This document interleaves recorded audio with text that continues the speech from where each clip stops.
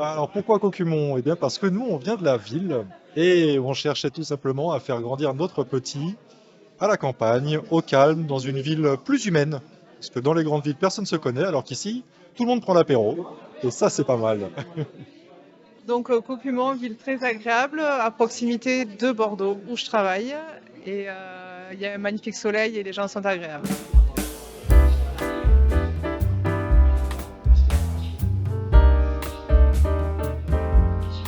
Donc ce matin était la matinée dédiée aux nouveaux habitants. C'est un rendez-vous que nous organisons depuis une quinzaine d'années, tous les 2 ans maintenant.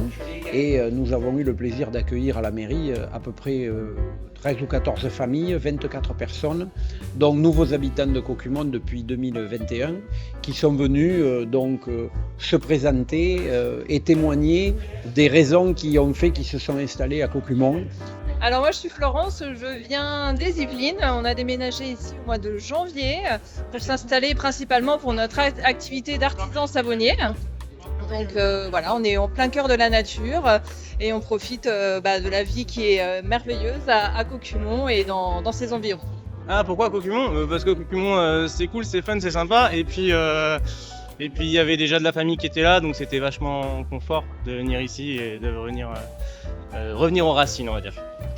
Alors déjà, pourquoi Lot-et-Garonne?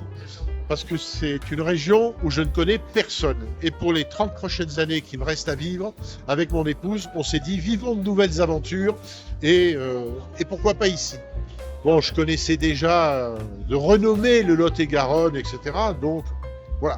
Et puis Cocumont, c'est arrivé tout simplement par hasard, parce qu'on a eu un flash sur la maison.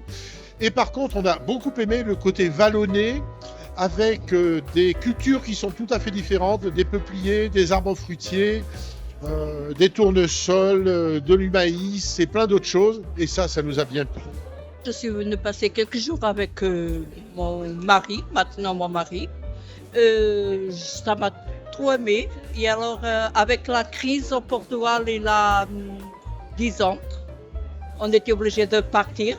Alors, on a parti à Cocumont.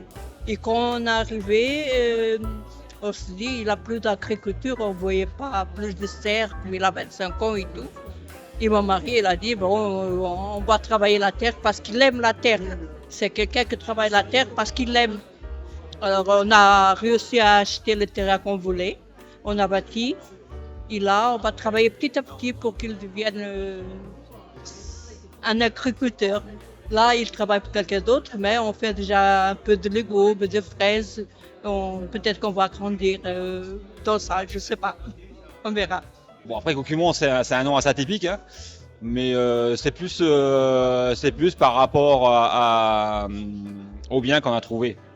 C'est une bien d'exception, avec beaucoup de terrain, c'est ce qu'on voulait, beaucoup de terrain, une vieille bâtisse.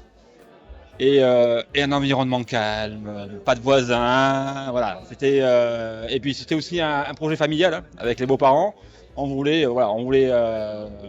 trouver un lieu comme cela. Et puis on a cherché, hein, pourtant. On a fait des visites, des visites, des visites. Et à chaque fois, on revenait sur cette fameuse maison de Cocumont et on se dit, et pourquoi pas?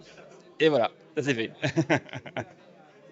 Donc raisons très diverses qui peuvent aller du soleil sur les coteaux et au-dessus des nuages de brouillard, d'un rapprochement familial, d'un rapprochement professionnel, de la qualité paysagère du village et de ses environs, de la qualité de services et de commerce que nous avons à Cocumont, avec notamment la maison médicale et la pharmacie.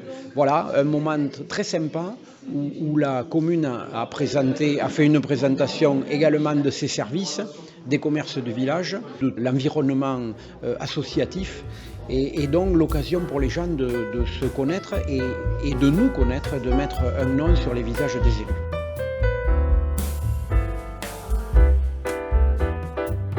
Si on veut demain préserver dans ce village qui a une vraie dynamique aujourd'hui, qui a un vrai caractère aussi, parce qu'on est un petit village quand même où les gens se connaissent. Mais si on veut préserver les services et les commerces de première nécessité, il nous appartient de les faire vivre. Voilà, moment à renouveler d'ici 2 ans comme nous le faisons depuis maintenant une quinzaine d'années.